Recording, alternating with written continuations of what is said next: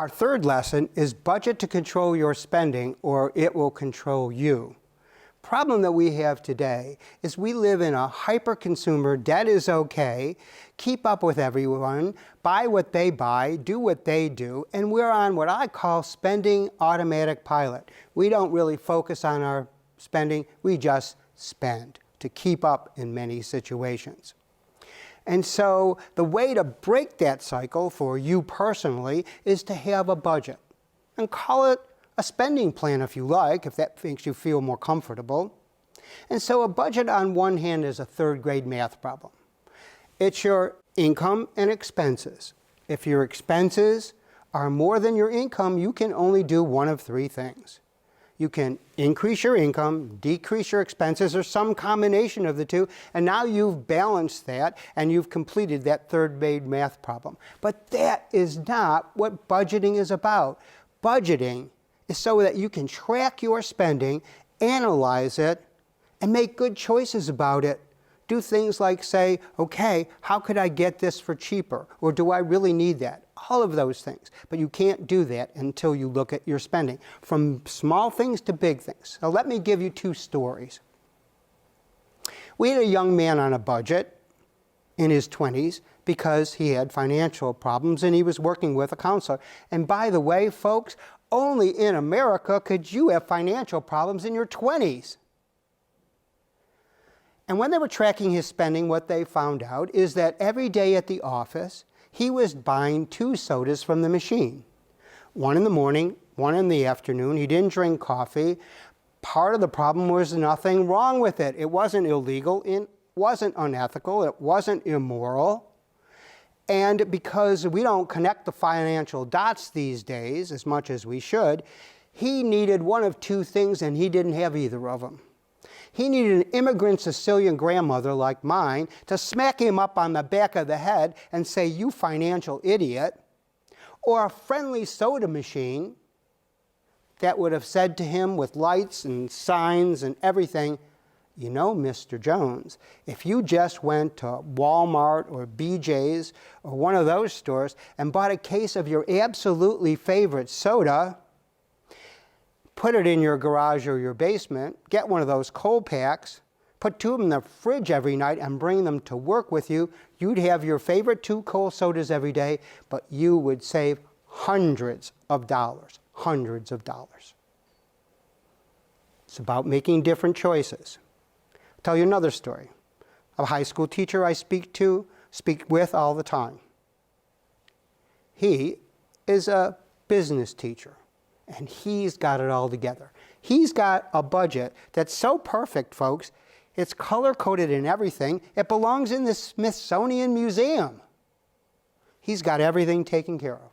No credit card debt, savings for emergencies and anticipated expenses, for retirement with dignity, for her children's education, reasonable mortgage with equity, and a reasonable car loan. But one day we're talking about how many times people go out to eat or bring food home, before the 2009 recession. And he, right then and there, emails his wife, who's a teacher in another school, and says, "We have to go over our eating out budget tonight." Now, a couple months later, I contacted him about our next semester's programs. And I said, "Hey, Jim, how you doing on your eating out budget?"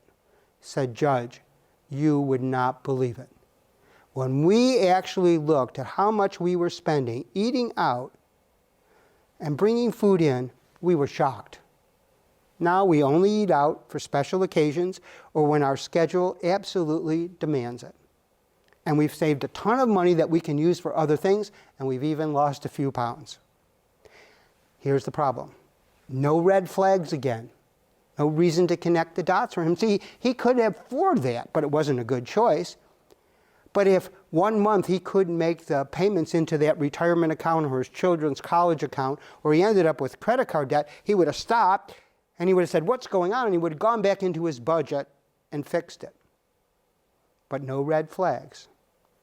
And so you have to keep visiting and revisiting your budget, because what works today may not work a couple of years from now. And be critical about what you're spending your money on. If you don't do that, and have that effective budget, you will end up like my friend Stanley here. I'm Stanley Johnson. I've got a great family. I've got a 4-bedroom house in a great community. Like my car? It's new.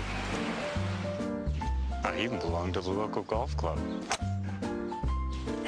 How do I do it? I'm in debt up to my eyeballs. I can barely pay my finance charges. Need a smart way to handle your debt? At LendingTree.com, you can lower your monthly payments by using the equity in your home with either a home equity loan or by refinancing your mortgage. Call 1-800-555-TREE now. Somebody help me. Now, to be honest with you, Stanley is a financial idiot. Do you think he really needs to belong to the country club? If he had a budget, he'd know he couldn't afford it, and he never would have joined. Does he really need that new car? Anybody think he needs that riding lawnmower? He has a postage stamp lawn, for Pete's sakes. He could cut that thing with the scissors, but I'll bet you this, everybody in that neighborhood he lives in has one of those big John Deeres, so does Stanley. Whether he can afford it or not, and whether he's in debt up to his eyes, somebody please help me. Who wants to live like that? And there's one other thing you should know.